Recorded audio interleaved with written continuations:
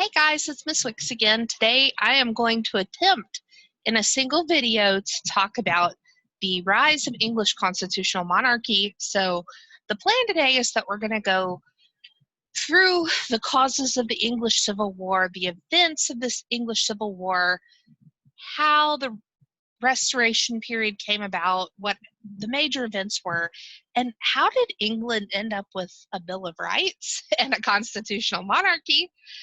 We're going to cover all of that. So this may be a longer video than normal, but it's going to hit a ton of content, and we're going to go, and I mentioned this several times in my videos, this is a survey like from the balcony view of these events, tying them together.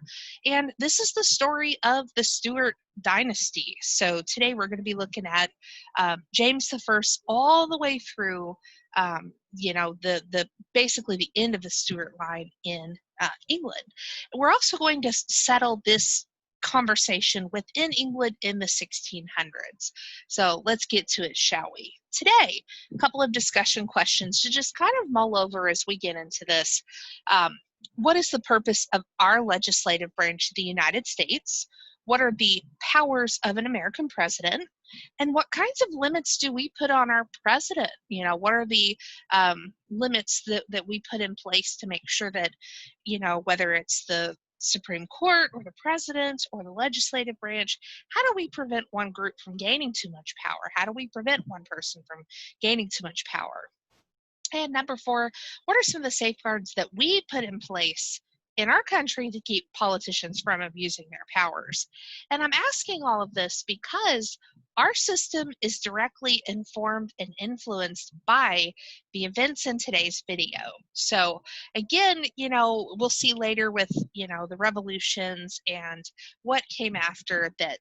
When we're talking about Thomas Jefferson and James Madison, they're getting their inspiration from the events we're covering today. So let's go ahead and get into it. Today, I wanted to share some background, and some of what I share today is going to sound familiar.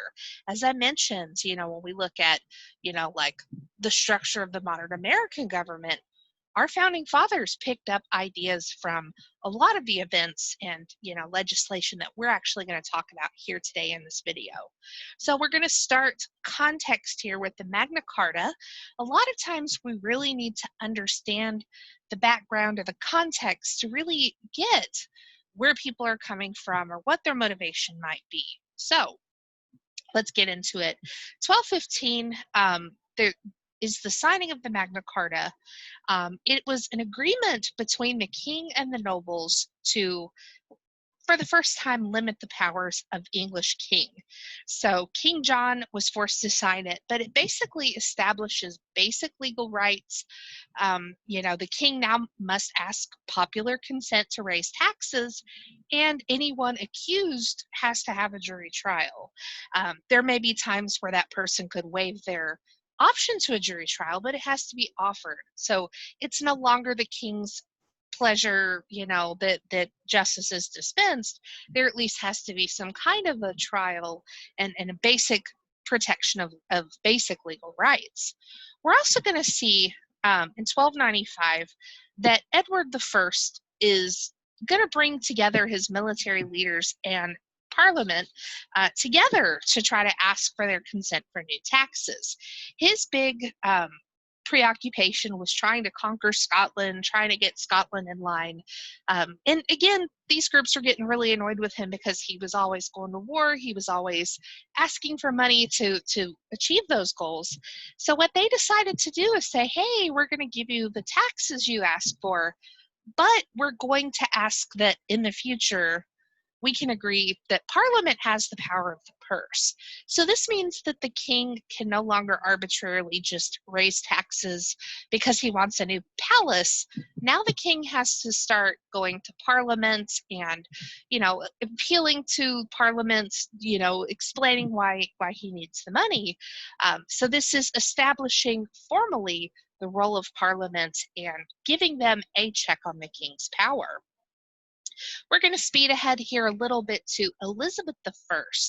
I really personally love Elizabeth because she was very witty, she was very intelligent, And she ruled England in a very dangerous time. You know, when she came to the throne, many people weren't expecting that she would survive. They thought she'd just get married and give her power to her husband and have some babies. And that is not what happened. But Elizabeth was long reigning and very effective because she figured out how to play with Parliament effectively. One thing to consider is that Elizabeth, through marriage and just a family tree, she was related to or had grown up with or was friends with many of the members of Parliament. So she has a way of being able to kind of read them for filth or bust their chops a little bit, but that's my cousin. My cousin can tease with me because, I know my cousin doesn't mean any harm. So Elizabeth figured out how to kind of use that relationship with Parliament to her advantage. She knew when to crack jokes, but she also knew how to get them to go her way. So Parliament, the agreement in her 45 years of reigning, the agreement is basically that Parliament continues to have the power to tax. Parliament can debate and amend disputed bills, and the monarch is going to take a bigger interest in foreign policy. So what ends up happening really is that Parliament is more in control of like the day-to-day operations, domestic policy, and the monarch is going to be our head of state, really working with other leaders, talking to the ambassadors. And again, this worked very, very beautifully. Elizabeth had a way of flattering people, um, and she's leading them by the nose. She is, absolutely, effective in what she did. So a couple of discussion questions just to kind of ponder here for a second as we go forward in today's conversation. In what situations do you think someone could or should be executed for treason? Or do you think that that's incorrect? As we must consider like we're the products of the Enlightenment today. So, but if we were to execute somebody for treason, what would that look like? What would a treasonous crime consist of? Number two, why does our American Constitution prohibit people born without U.S. citizenship from being president? Number three, is protecting religious freedom a valid reason to rebel against a government? And why is it important for a president and a legislative branch to be mutually respectful of each other's powers? So that's really going to be crucial today as we move forward in today's content. So today we're also going to focus on, like I said, the story of the Stuart family. So I want to talk quickly here about the family tree in England and how we switched from Elizabeth I, who I mentioned earlier, didn't have any children. She never got married for many reasons.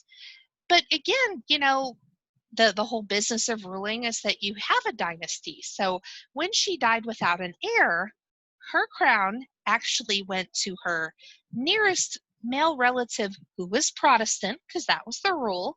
So her crown is now going to go to her distant cousin James, who is the son of the executed Mary Queen of Scots. James is an interesting person because, as I mentioned, he was born in Scotland. His mother abdicated the Scottish throne due to some scandals when he was a baby. So he actually did not have a relationship face-to-face with his mother before her execution. Of course, they corresponded. She sent him letters, but she didn't raise him personally. So James is in his late 30s when he gets word that cousin Elizabeth has died, and he leaves Scotland and comes to England. And I just really want to mention that he's an outsider.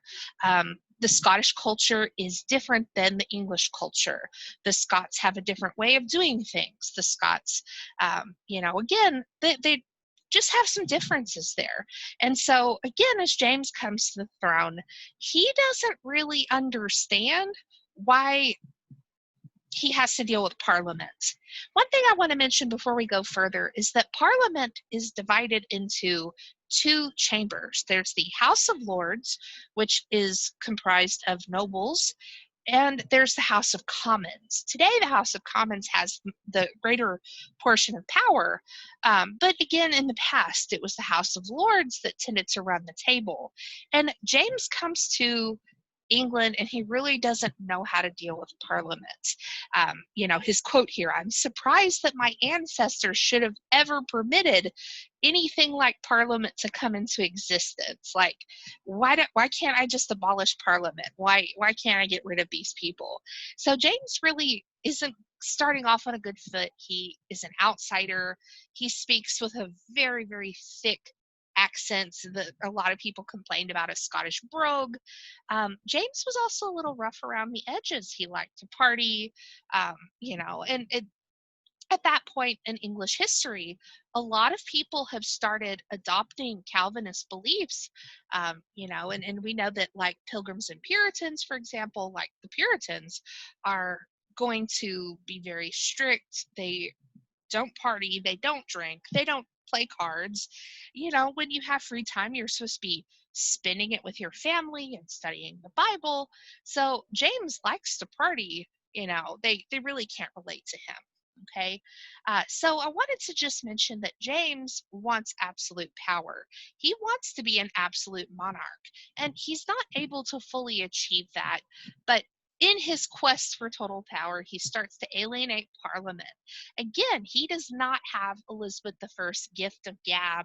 He doesn't have her tactical brilliance. He's alienating people. James was a person, you really loved him or you really hated him, and he could be charming when he wanted, but he could also be really rough and off-putting.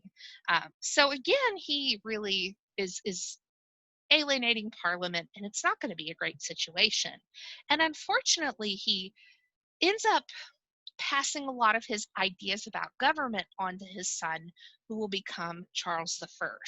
Okay, so James alienates the Puritans with his strong defense of the Anglican Church. Remember, and this is key for today, the King of England is the head of the Church of England. So going back to his relative Henry VIII, when the English Church broke away from the Roman Catholic Church, you basically now have the monarch in the role of the Pope. So that means that the ruler of England has to be a Protestant. They have to be in good attendance with the church because they're the head of the church. And that's going to become an issue today. We're also going to see that many of the nobles that James has to deal with, they've started to become Puritans. And the Puritans were really resentful of the monarchs, but also of the Anglican Church, because in their opinion, the Anglican Church was just as ostentatious as the Catholic Church. So remember, the Puritans don't have an organ. They have very simple churches. They think if you have stained glass, if you have instruments, that's a big distraction, that you don't need any of that stuff to worship God. So they really see a lot of these, like Westminster Abbey, as being very extra.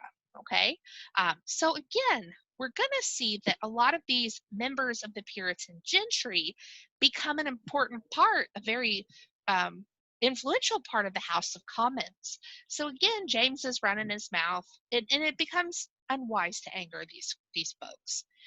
James was an interesting person, but he had a lot of issues. He had a large royal debt. To be fair, he inherited a lot of debt from cousin Elizabeth. By the time Elizabeth died, the English economy was in some trouble. Um, Again, some of this was some of this was inherited issues. Some of this was also created by James's own spending habits. But again, as I mentioned, he wasn't English. He didn't understand English customs. Even though he is the head of the Protestant Anglican Church, he also has some pro-Catholic sympathies. He has married a princess who is Catholic. He lets his kids sometimes go to mass with mommy. Again, there were people who were very negative about him being, in any way sympathetic at all to Catholics. And again, he clashed with Parliament. He raised money without Parliament's consent, and that really is going to create some issues.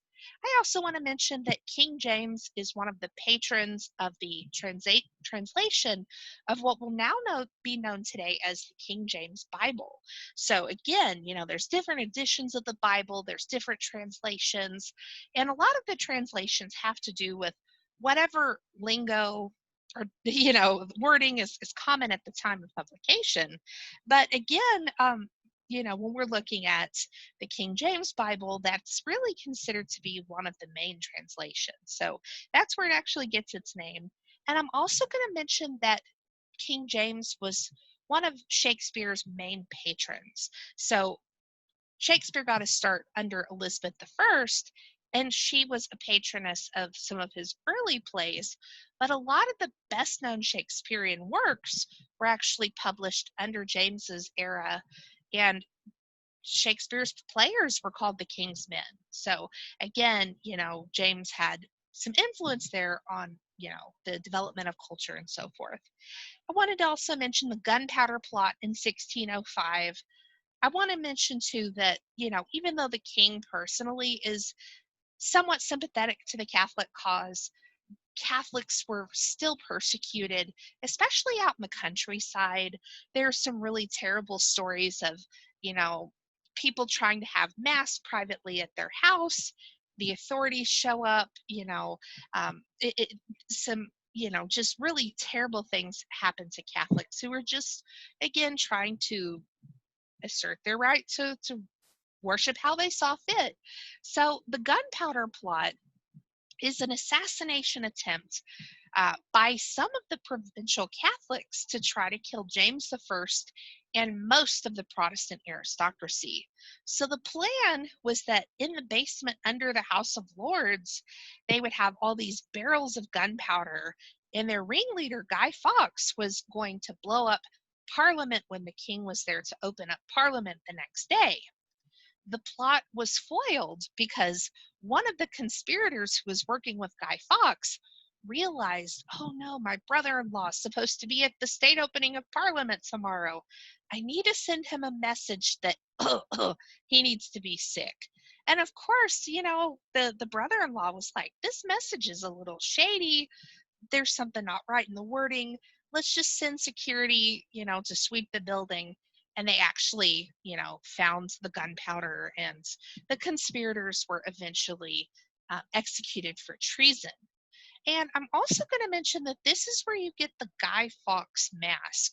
So I know we have a few students who are V for Vendetta fans. You may have seen this, in iconography, but Guy Fawkes Day today in England is the 5th of November every year.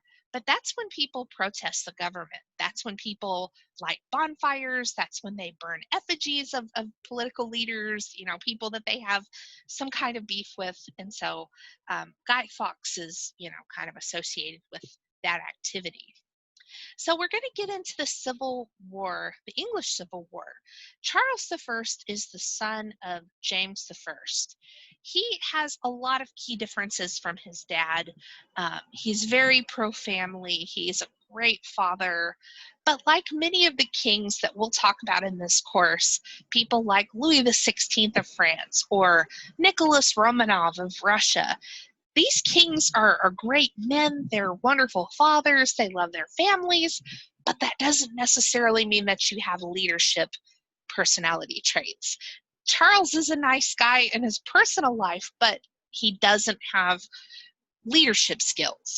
He doesn't have that personality that we associate with an effective leader. Okay.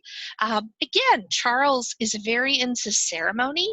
He builds palaces. He actually invites some of the famous Baroque artists like Peter Paul Rubens to come to England and paint.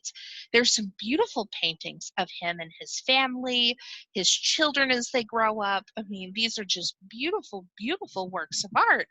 But all this costs a lot of money. So Charles is known for having expensive taste, and again, the taxpayers don't want to pay for that, right?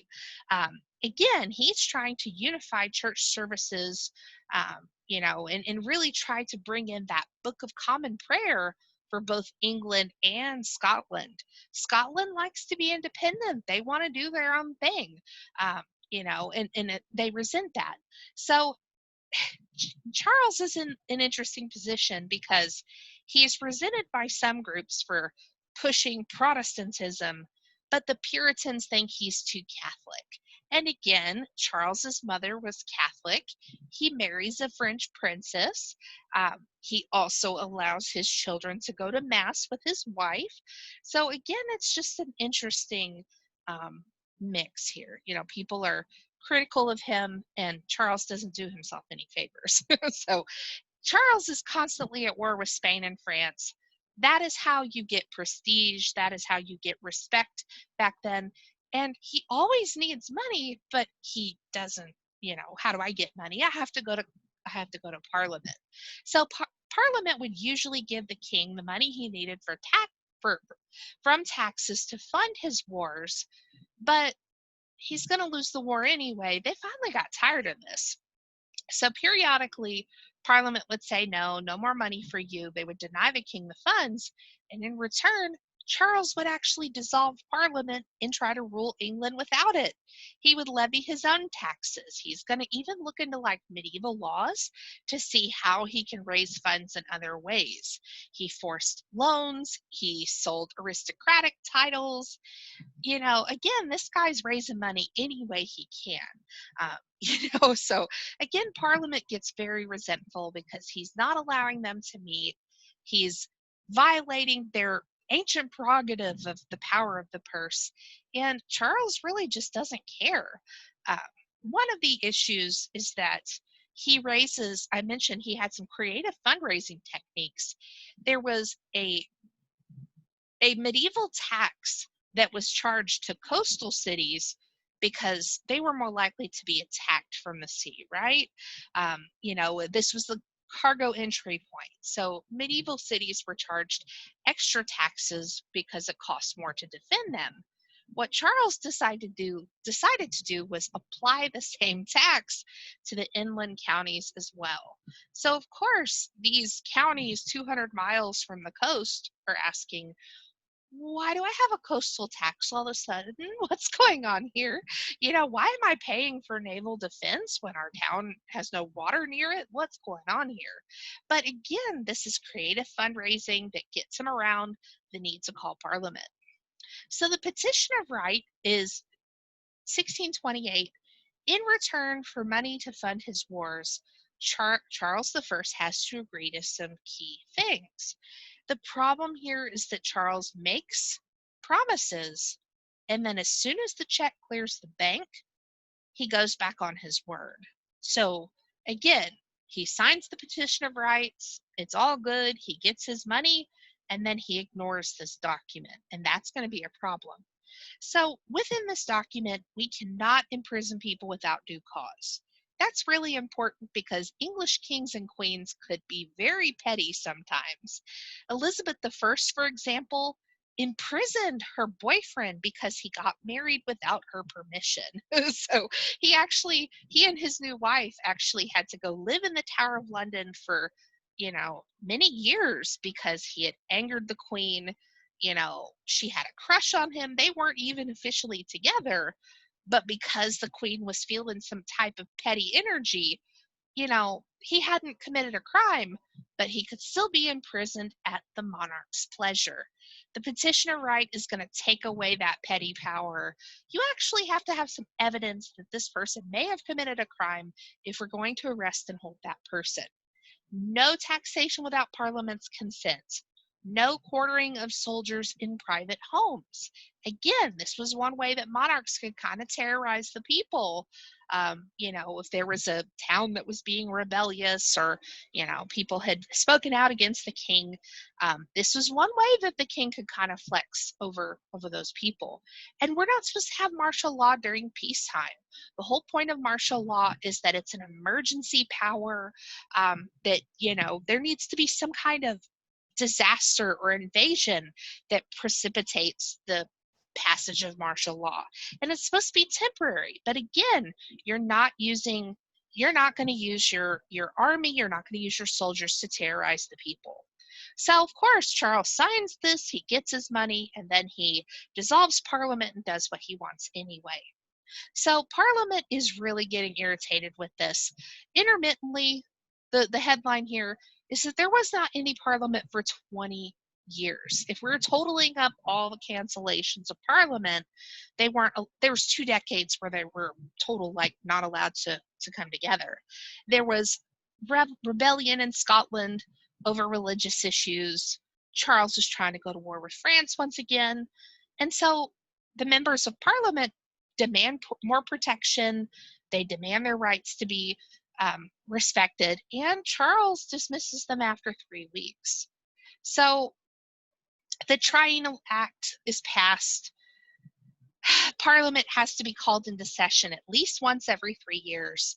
And one of the rules now is that Parliament can't be dismissed unless they agree that Parliament's over for the year. So the king can't just shut down Parliament anymore. And this comes to a head because the king actually entered the House of Commons and tried to arrest 5 members of Parliament. Imagine the scandal in America if, we had somebody speaking out against the leadership and, the Secret Service shows up to like arrest that person mid speech. The scandal would be intense. So Charles decides to head north and form an army, which is going to bring us to the English Civil War. There's 2 sides that are going to be combatants in this war. The Royalists, or the Cavaliers as they're nicknamed, they are going to be the side that supports the king, okay? When we're looking at the king's men, they're not necessarily thrilled with Charles' decision-making, but their eggs are in his basket. The question is, if the king is overthrown, who's going to protect the nobles? There has to be some continuity here. Their traditional privileges philosophically are tied to the king's. So if you can overthrow a king, what's to prevent the next card from falling down? So the House of Lords sided with the king. The aristocrats, the nobles, your aristocratic landowners, the church officials, of course, because the king is the head of the Church of England. And again, people who are worried about losing lots of land they're going to side with the king here. The parliamentarians are nicknamed the Roundheads, and this is the House of Commons. They tended to be more of the urban business owners, the townspeople, the merchants, the Puritans, the urban areas that had been taxed extra because the king was trying to go play war. They're resentful, they're over it. And again, when the king it's just kind of a tradition where the nobles exempt themselves from taxes, and this happens in many countries, and they pass that bill on to the people. So at this point, the people are over it. They're going to side with the parliamentarians. So just going to mention here, the leader of Parliament is a man named Oliver Cromwell. Oliver Cromwell was a Puritan. He is very religious. He is very devout. Everyone talked about how plain spoken he was, how he didn't put on airs, he didn't have parties. As a Puritan, he dressed very plainly. Again, he's not, this person having fancy parties like the king. He was known for being a very ordinary person, and he gave great speeches. He was very inspirational.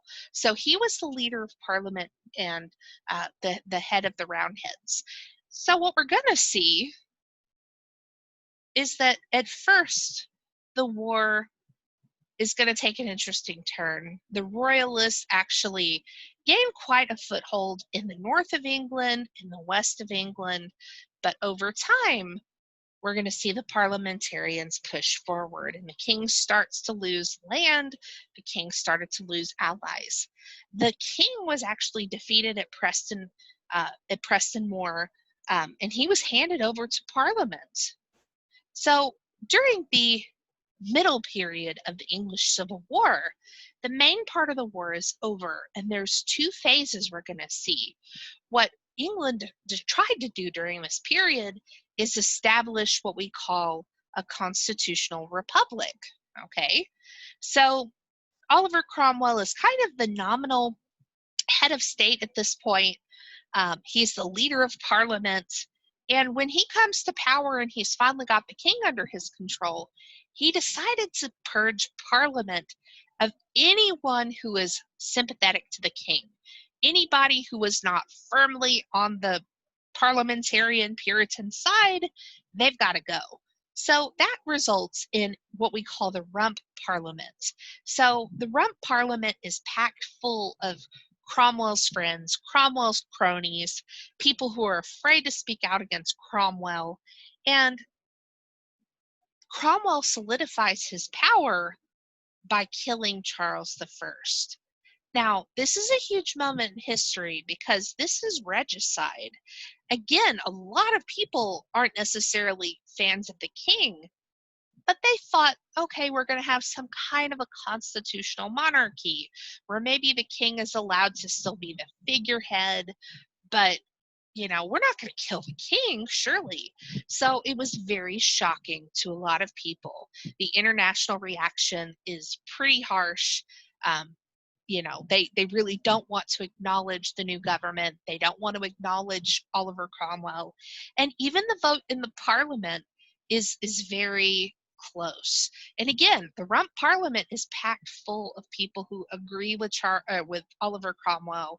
These are his friends. These are his cronies. And the king was executed only by one vote.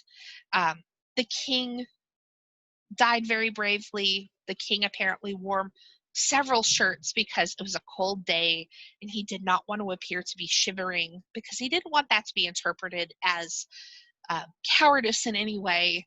He sent a message to his wife and his children who were exiled in France. Remember, Dad, remember everything I taught you. And his boys do. So more on the boys here in a minute.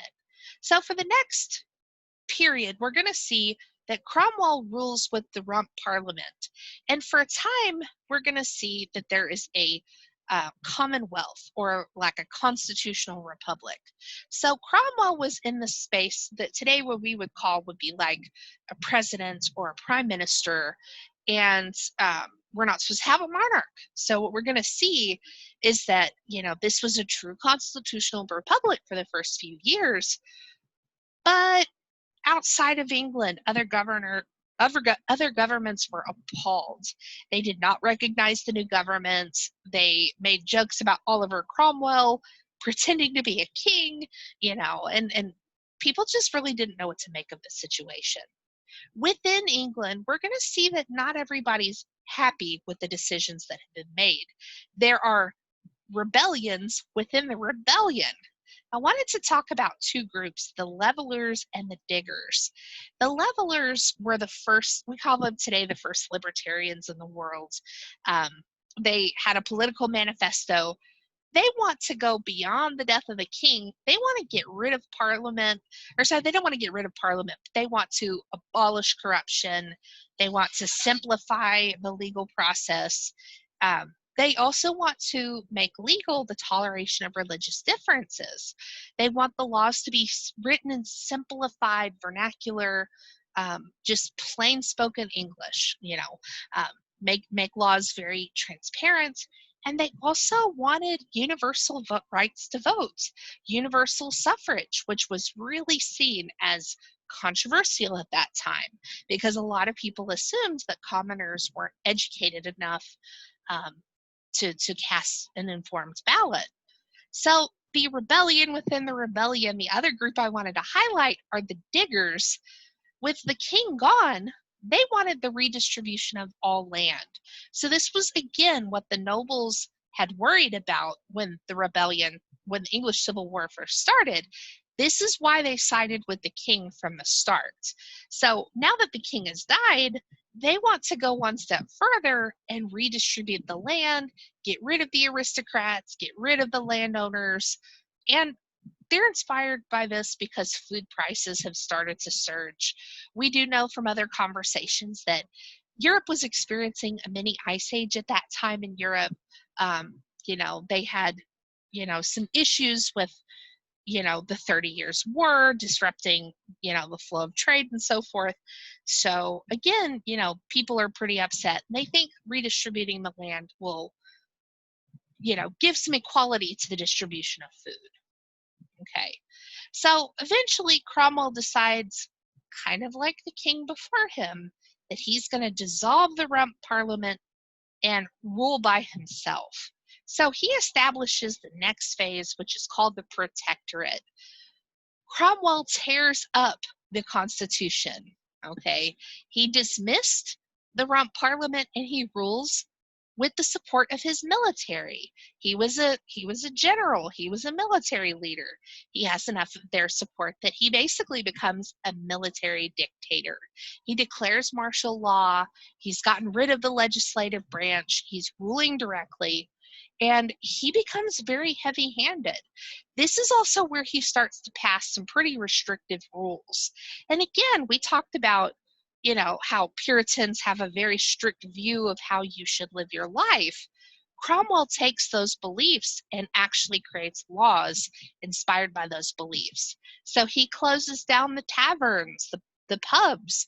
He gets rid of gambling, and gambling was a huge part of their culture. The bull and bear fights, they had a lot of animal fights.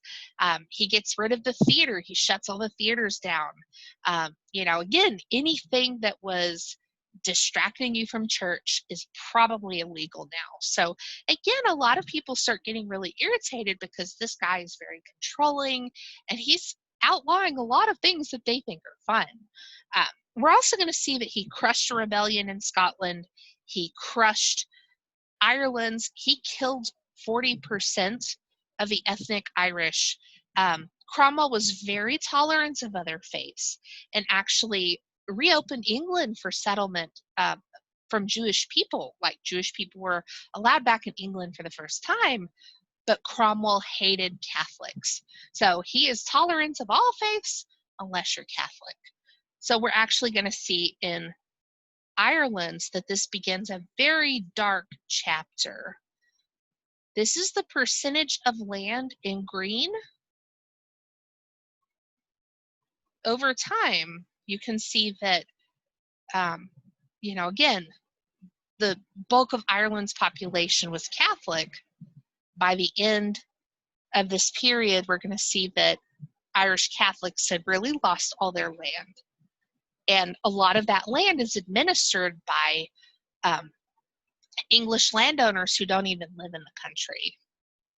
So again, by the end of this period, by the end of his life, a lot of people had started becoming disenchanted with Cromwell's rule. Cromwell actually moved into the palace. He sat on a throne. He didn't call himself a king. He called himself a Lord Protector, but he sits on a throne.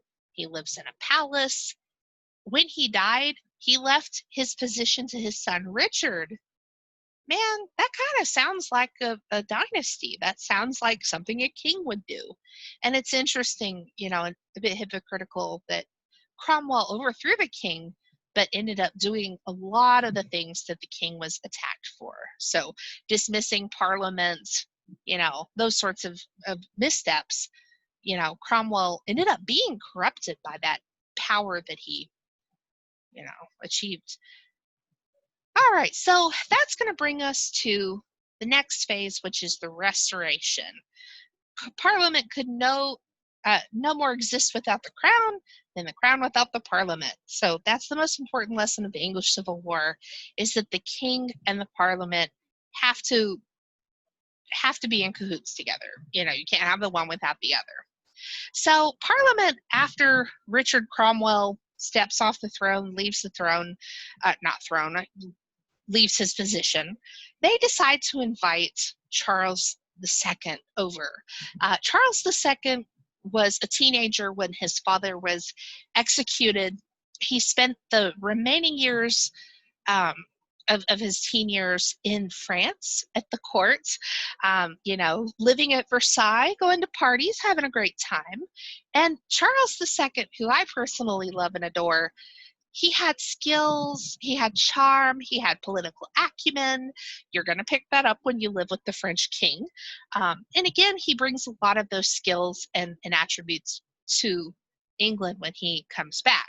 This period we call the Restoration. And Charles is going to restore all of the fun items and institutions that Oliver Cromwell had done away with. So he's known as the king that's kind of bringing the fun back. He restores the theaters. He reopened the pubs and brothels. Again, everything is now on the table again. And Charles likes to have a good time. He loves food. He loves women. He loves art. He loves a good party. He was a patron of the arts. Everyone loved him. To some degree, and even his political enemies were like, oh, he's a fun guy. Charles favored religious toleration because secretly, as he grew up in France, he was influenced by, the Catholics he was surrounded by, his mom, the courts, he is very, very friendly to Catholics. And on his deathbed, he actually converted to Catholicism. Of course, during life, he cannot publicly do this because he's head of the Church of England, but he's bright enough to realize, yes, I love and miss my father. I hold his memory dear, but he also was a realist and understood that his father had made mistakes and Charles II was not going to repeat them. Charles is going to disband the Puritan army. He's actually going to pardon most of the Puritan rebels.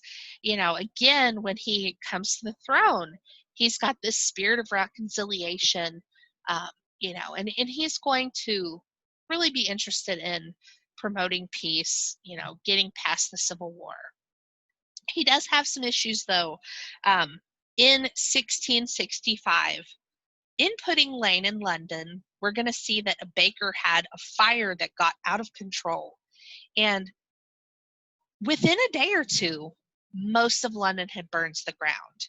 At that time, houses were built right on top of each other. Like the walls were connected.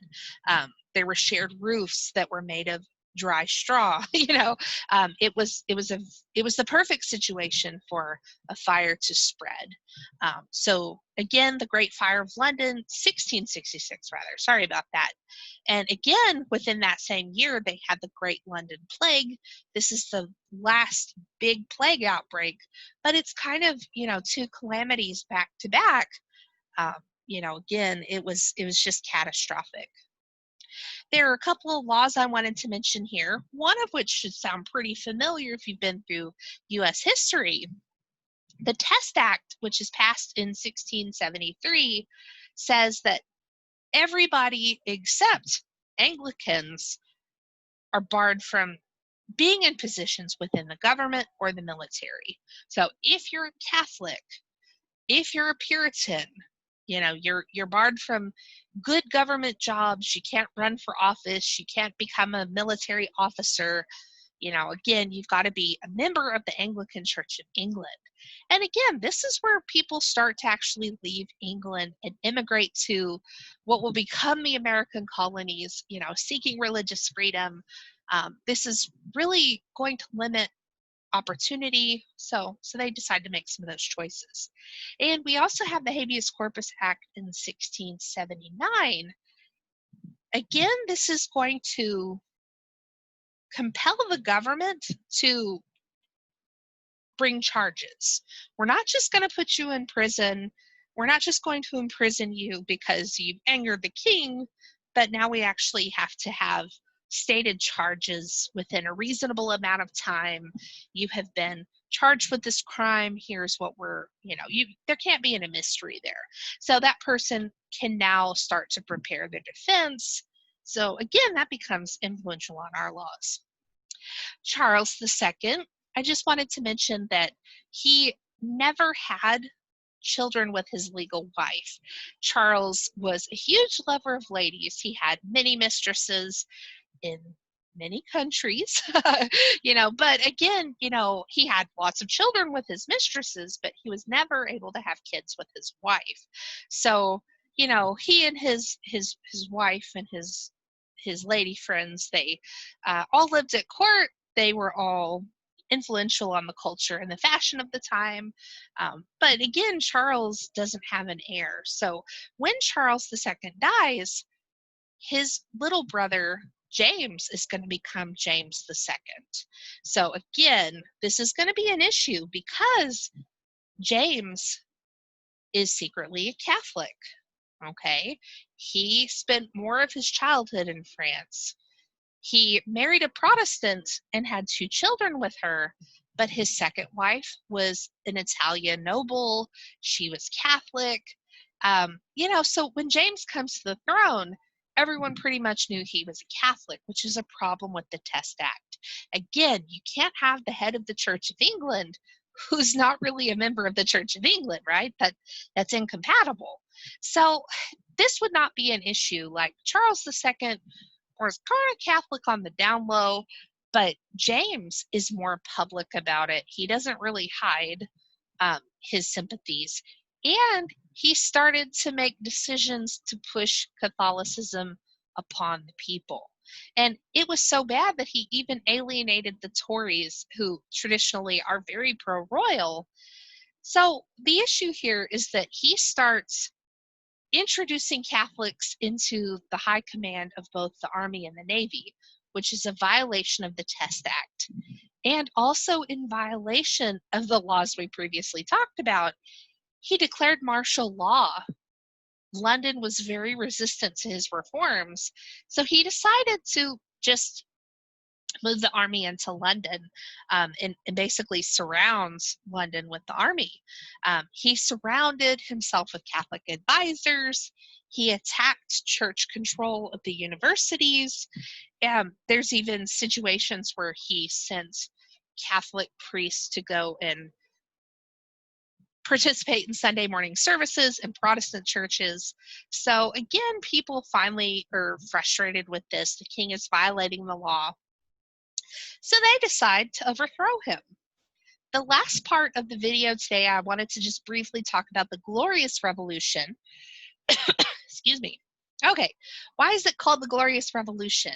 It's called the Glorious Revolution because it is a bloodless, nonviolent transition of power from James.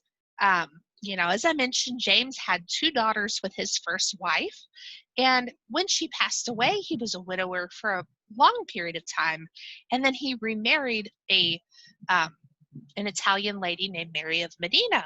Mary of Modena was Catholic. The king was Catholic by this point. His adult daughters, Mary and Anne, are Protestant, and they've both married Protestants. But the king has now married a second time, and now his wife has had a son. This means that the English are a little concerned because they had all assumed that the crown would now go to Mary as his oldest child, but now that the king had a son who was probably going to be raised Catholic, that's going to present a further problem in the future.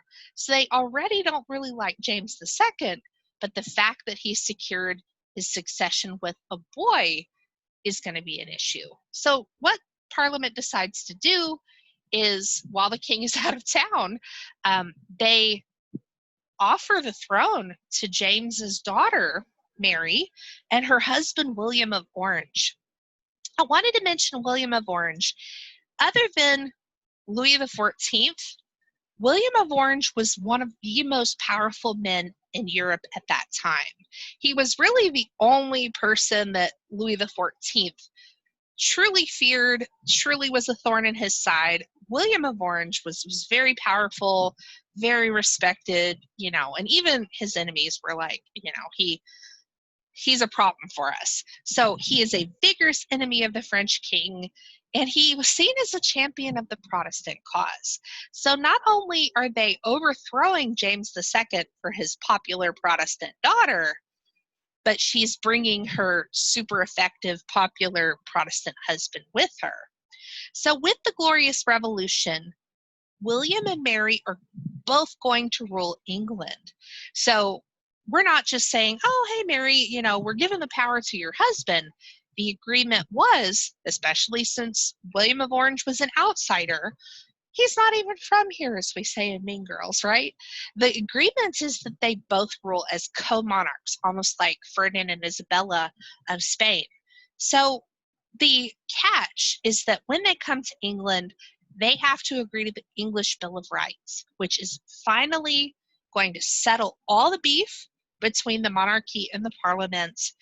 It's also going to serve as a model for our own system here. So a lot of the details I'll mention here in a second should sound pretty familiar to you if you've already had a US history class. And this is also going to form the basis for the steady expansion of civil liberties in the next couple of centuries. And as we're going to see, because England adopted the English Bill of Rights and agreed formally to become a constitutional monarchy, that they're going to avoid a French Revolution, that they're going to avoid a lot of problems in the future because they've already started to embrace reform. So what have they agreed to? This is going to be it for today. The main provisions of the English Bill of Rights. The king cannot suspend the operation of the laws. The king cannot interfere with the course of justice. And again, today, if you're arrested in England, you were arrested under the Queen's name, but the Queen doesn't interfere in your trial. The king, the monarch, cannot interfere with the dispensing of justice. No taxes can be levied or standard army maintained in peacetime unless Parliament agrees. So again, directly answering some of those recent violations, they're putting protections on paper. Number 4, we have to respect that Parliament has freedom of speech. That we're not going to arrest members of Parliament in session, that we're not going to penalize anybody. There's no sanctions, that members of Parliament need to be able, in order to do their jobs correctly, they need to be able to speak their conscience, and we can't punish them for that. Number 5, sessions of Parliament have to be held regularly. No more are we going to shut Parliament down for 20 years, because the king's having a fit. The Parliament has to be allowed to meet.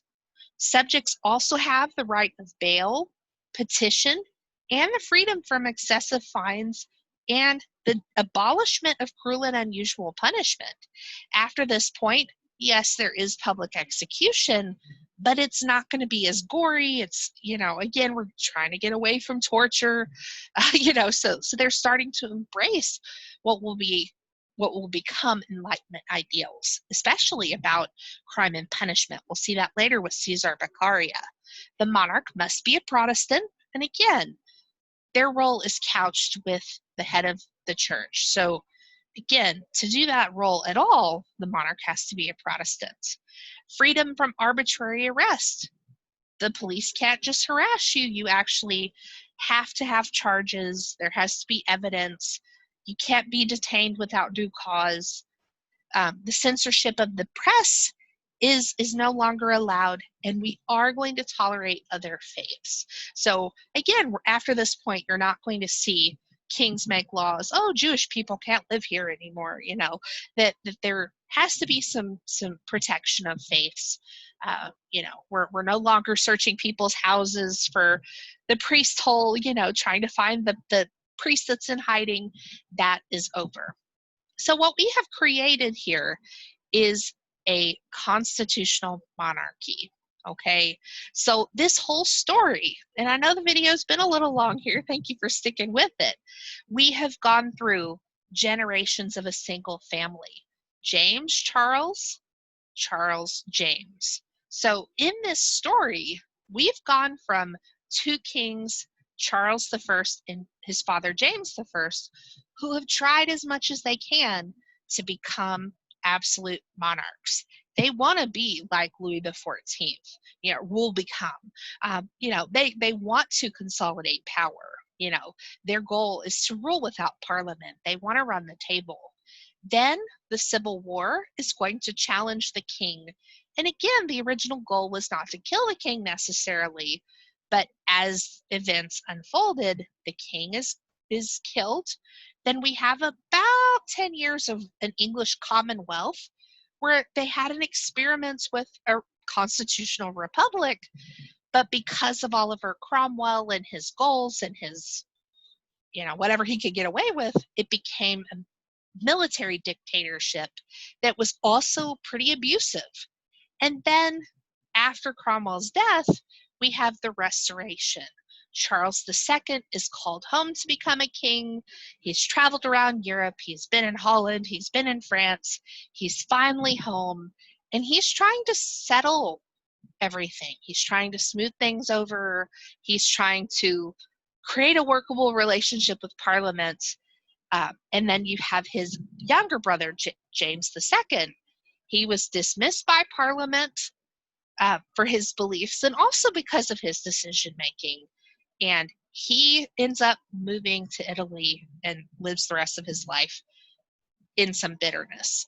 And then you've got the Glorious Revolution, so called because it was nonviolent, it was bloodless, there was no final battle, there was no last stand. William and Mary are invited to rule England, and they do rule as co-monarchs, but they have now agreed to the English Bill of Rights, 1689. So again, all of these changes, as painful as this was, is really going to save England a lot of trouble in the future. England is not going to have a French Revolution. They're not going to have some of the chaos that other countries have in the next few centuries because they've embraced a tradition of reform as they go. And the monarchy exists today because it has been reformed and it is now a constitutional monarchy. So no, the Queen of England today cannot clap somebody in irons because they, insulted her racing horse. There are limits on her power, but she also still has a very important ceremonial role in her country. So again, you have the monarch, you have Parliament, both are seen as necessary components. All right. Have a wonderful day. Thank you for staying with me. I really appreciate this. I know this is a longer video, but again, it really explains where England is going in the next, few centuries, and really shed some light on, you know, why absolutism doesn't work in every place and how people can change that. All right. Have a wonderful day. Thank you.